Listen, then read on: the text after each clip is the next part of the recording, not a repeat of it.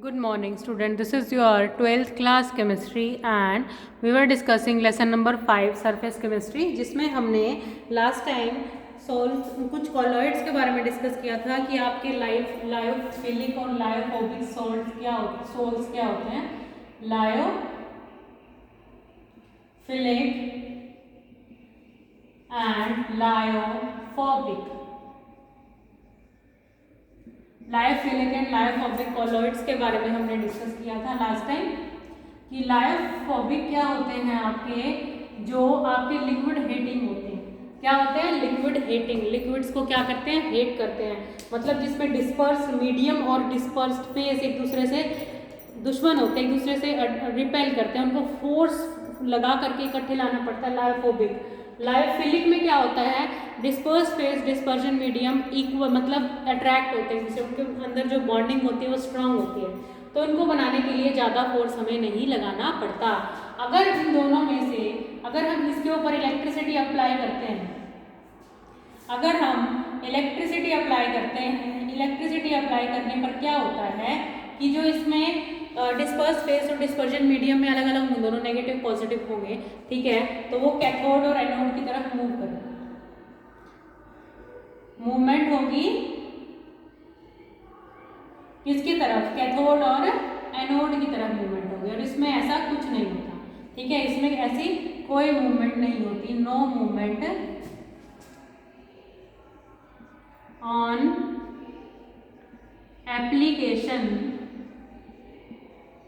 Of electricity apply करने पर ऐसा कुछ भी नहीं होता। किसमें?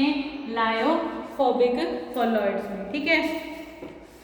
इसमें जब हम इलेक्ट्रिक फील्ड अप्लाई करते हैं तो पार्टिकल जो है वो मूवमेंट शो करते हैं कैथोड और एनोड की तरफ। इसमें ऐसा नहीं होता, इसमें पार्टिकल कोई भी मूवमेंट शो नहीं करते।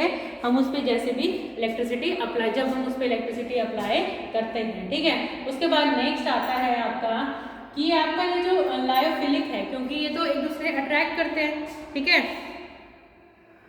अट्रैक्ट करते हैं, डिस्पर्स फेस डिस्पर्जन मीडियम दूसरे को अट्रैक्ट करते हैं, तो वो इजीली मिक्स हो जाएंगे ना, तो ये वन शेप में बन जाता है। मतलब उसको अगर हम इजीली शेक भी करते हैं, सिंपल शेकिंग से ये आपके कॉलोइड क्रिएट हो जाते हैं, लेकिन इसमें ऐसा नहीं होता। कॉम्प्लेक्स मेथड है इनको प्रिपेयर करने के लिए, कॉम्प्लेक्स मेथड यूज किया जाता है इनको प्रिपेयर करने के लिए। बहुत सारे कॉम्प्लेक्स मेथड हैं यहाँ पर जिनको हम डिस्कस करने वाले हैं।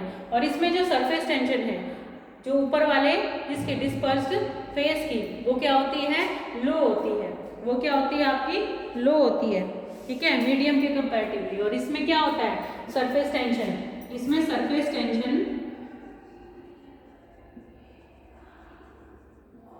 लो होती है। किसकी?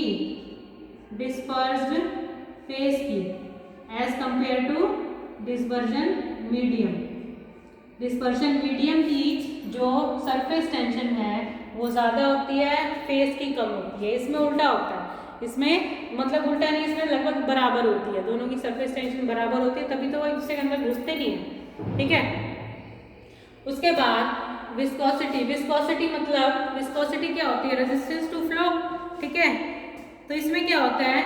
इसमें हाई होती है रेजिस्टेंस, इसमें जो विस्कोसिटी है वो हाई होती है, इसमें कम होती है मीडियम की। डिस्पर्शन मीडियम जो है उसकी विस्कोसिटी कम होती है, इसमें विस्कोसिटी ज़्यादा होती है, ठीक है। मेनली क्या हमें इसमें पढ़ना क्या है?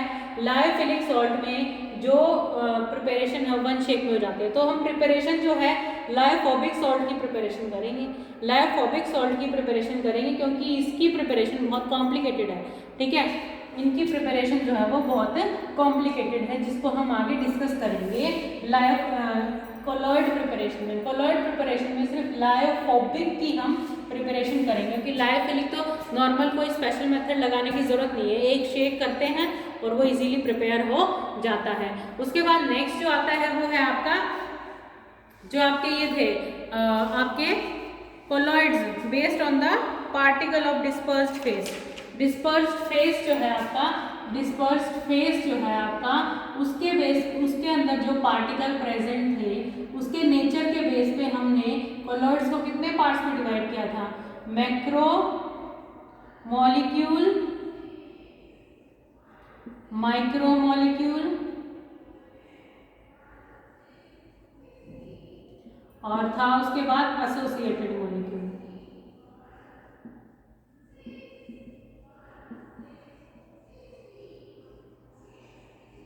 कौन कौन से थे? डिस्पर्स्ड फेज के पार्टिकल के नेचर के हिसाब से हमारे पास कौन कौन से थे? मैक्रोमोलिक्यूल, माइक्रोमोलिक्यूल और एसोसिएटेड मॉलिक्यूल। इसको आप मल्टी मॉलिक्यूलर भी कह सकते हो, इसको आप मल्टी मॉलिक्यूलर, माइक्रोमोलिक्यूलर, मल्टी मॉलिक्यूलर, ठीक है, और मैक्रोमोलिक्यूलर, एसोसिएटेड। मैक्रोमोलिक्यूल में क्या होता है? पार्टिकल का जो साइज है, अब आपको पता है कोलॉइड में पार्टिकल का साइज सस्पेंशन और सॉल्यूशन के बीच का होता है, सस्पेंशन और सॉल्यूशन के बीच का होता है, ठीक है,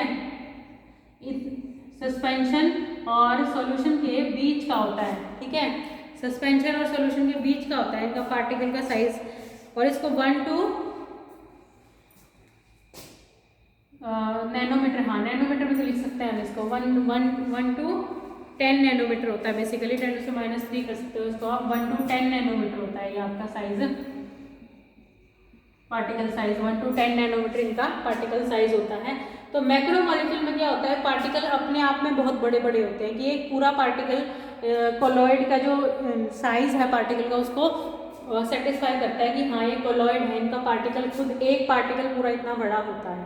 मल्टी मॉलिक्यूलर में क्या होता है? मल्टी मॉलिक्यूलर में क्या होता है? छोटे छोटे पार्टिकल मिल करके एक बड़ा पार्टिकल बनाते हैं, एक बड़ा पार्टिकल बनाते हैं जिसका साइज 1 to 10 नैनोमीटर होता है। इसका साइज कितना होगा? 1 to 10 नैनोमीटर होगा और हम इसको क्या कहेंगे? Multi molecular colloid. Associated molecules या फिर एसोसिएटेड कोलॉइड क्या होते हैं? देखिए एक बार, जो मैक्रोमोलिक्यूल उसको कई बार तोड़ना भी पड़ सकता है 1 to 10 नैनोमीटर की रेंज में लाने के लिए। 1 to 10 नैनोमीटर की रेंज में लाने के लिए हम कई बार मैक्रो पार्टिकल्स को हम तोड़ भी देते हैं, ठीक है, उसको कोलॉइड बनाने के लिए। तो एसोसिएटेड कोलॉइड क्या होता है? देखिए जरा, एसोसिएटेड कोलॉइड आपने 10th क्लास में माइसेल फॉर्मेशन पढ़ा होगा, myself formation, associated colloid. Myself क्या होता है? जब आप क्या करते हैं? सोप लेते हैं, सोप डिटर्जेंट्स वाले चैप्टर में आपका 10th क्लास में सेकेंड चैप्टर है आपका, उसमें किया होगा आपने, मेटल्स नॉन मेटल्स में है, सॉरी 3rd में है, ठीक है। तो एसोसिएटेड कोलॉइड में है आपका ये क्या होता है? माइसेल फॉर्मेशन, मिसेल फॉर्मेशन या माइसेल फॉर्मेशन भी लिख सकते हैं इसका एग्जाम्पल। क्या होता है इसमें? आपके पास सोप होता है, ठीक है, सोप किससे बने होते हैं? फैटी एसिड से बने होते हैं, ठीक है, C6, ये बहुत सारे मतलब कार्बन चेन बहुत लंबी होती है इसकी, आप कितनी भी लंबी चेन कार्बन 30 के अराउंड कार्बन होते हैं इसमें, ठीक है, और इसके साथ ये लगा होता है CO नेगेटिव, ठीक है, और Na पॉजिटिव।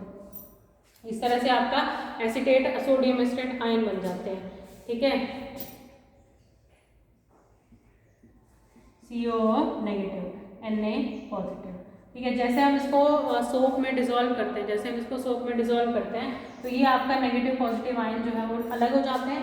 तो क्या होता है यहाँ पर? ये वाले पोर्शन जो है वाटर का मॉलिक्यूल इस तरह से होता है, H positive and OH negative, ये भी होता है, ठीक है। अब आपका क्या होता है? ये इकट्ठे हो जाते हैं, ये तो क्या है? ये वाटर में डिसॉल्व होना नहीं चाहते, ये वाला पोर्शन क्या है? ये वाटर में डिसॉल्व हो जाता है, ये पोर्शन वाटर में डिसॉल्व नहीं होता, ये पोर्शन वाटर में डिसॉल्व हो जाता है, ठीक है, क्योंकि ये अनायनिक फॉर्म है ना, जहाँ पर चार्ज होते हैं, आयंस होते हैं, वो क्या होता है? पोलर होता है। पोलर, वाटर भी पोलर है तो वो पोलर लाइक्स होते हैं, लाइक्स ईच अदर, वो पोलर में डिसॉल्व हो जाता है। इस तरह से ये क्या होता है? जब हम इसको वाटर में डिसॉल्व करते हैं तो क्या होता है? ये CO नेगेटिव जो वाटर का जो लविंग पार्ट है, जो वाटर से लव करता है, ये वाला पार्ट, ठीक है, ये वाला पार्ट जो वाटर हीटिंग होता है ये बाहर की साइड रहता है और इस तरह से आपके ये इस तरह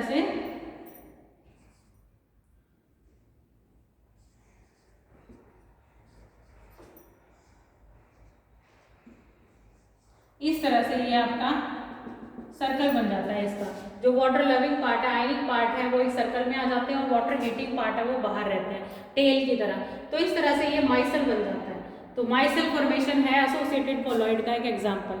तो ये सोप एक्शन है, ये किसके अराउंड आगे इकट्ठे हो जाते हैं, ये इकट्ठे हो जाते हैं आपके इसके जो आपका कोई भी फैट है, जैसे ऑयल का दाग है आपका, ठीक है, या फिर कोई भी डस्ट पार्टिकल है उससे चिपक जाते हैं ये इस तरह से, ठीक है। और जैसे ही हम वाटर को रिंस करते हैं, वाटर से रिंस करते हैं, तो ये वाटर से अलग हो जाता है, मतलब दूसरे वाटर के साथ निकल गए, ठीक है, वाटर के साथ ये निकल गए। और जो आपका जो कपड़ा है जिसके ऊपर ये लगा हुआ था वो क्लीन हो जाता है। तो सोप क्या करता है, इसकी माइसल बना लेता है, इसको डस्ट पार्टिकल को घेर लेता है और उसे निकाल देता है कपड़े से खींच के। तो माइसल फॉर्मेशन ही एसोसिएटेड कोलॉइड का एक इंपॉर्टेंट एग्जाम्पल है, ठीक है। अब माइसल फॉर्मेशन के लिए एक पर्टिकुलर टेम्परेचर चाहिए होता है, एक पर्टिकुलर टेम्परेचर चाहिए होता है for the micelle formation. Temperature at which micelle formation take place. Micelle जब बनती है, ठीक है, उसको बनने के लिए एक पर्टिकुलर टेम्परेचर चाहिए होता है, ठीक है। तो उस टेम्परेचर को हम क्या कहते हैं, क्राफ्ट टेम्परेचर। क्या कहते हैं उसको, Krafft temperature at which the micelle formation take place. और इन ये जो आयंस थे आपके जो माइसल बना रहे थे, एक अकेला तो नहीं बना सकता ना, एक सिंपल आपका सोप का पार्टिकल तो आपका नहीं बना सकता माइसल ना, इसको कॉन्सेंट्रेशन चाहिए होती है पर्टिकुलर। तो concentration CMC, concentration micelle formation, ठीक है, कॉन्सेंट्रेशन क्रिटिकल माइसल कॉन्सेंट्रेशन, ठीक है। ये क्या आती है आपकी, critical micelle concentration, critical micelle concentration, या वो प्रोनाउंसिएशन में आप कुछ भी बोल सकते हैं। क्रिटिकल माइसल कॉन्सेंट्रेशन या मिशेल कॉन्सेंट्रेशन क्या होता है, उसमें एक पर्टिकुलर कॉन्सेंट्रेशन चाहिए होती है माइसल बनाने के लिए, एक पर्टिकुलर इस पर्टिकुलर फैटी एसिड की, ठीक है। इस पर्टिकुलर सोप की आपको क्या चाहिए, एक कॉन्सेंट्रेशन चाहिए कि इतनी कॉन्सेंट्रेशन में होगा तभी ये काम करेगा। ऐसे तो नहीं आप ज़रा सा साबुन लगाओ और बहुत ज़्यादा चिकना कपड़ा हो या बहुत ज़्यादा उसके अंदर सब्जी लगी हो, बहुत ज़्यादा ऑयल लगा हो, वो साफ हो जाएगा। बहुत ज़्यादा ऑयल अगर लगा हुआ है तो उस पर आपको बहुत ज़्यादा सोप अप्लाई करना पड़ेगा, बहुत ज़्यादा सर्फ लगाना पड़ेगा, तब वो क्लीन होगा। तो एक पर्टिकुलर कॉन्सेंट्रेशन चाहिए होती है, that concentration required which is necessary for the micelle formation, उसको हम बोलते हैं क्रिटिकल माइसल कॉन्सेंट्रेशन या CMC, क्रिटिकल माइसल कॉन्सेंट्रेशन। तो यहाँ तक आपको रिवाइज करना है। Thank you and have a nice day.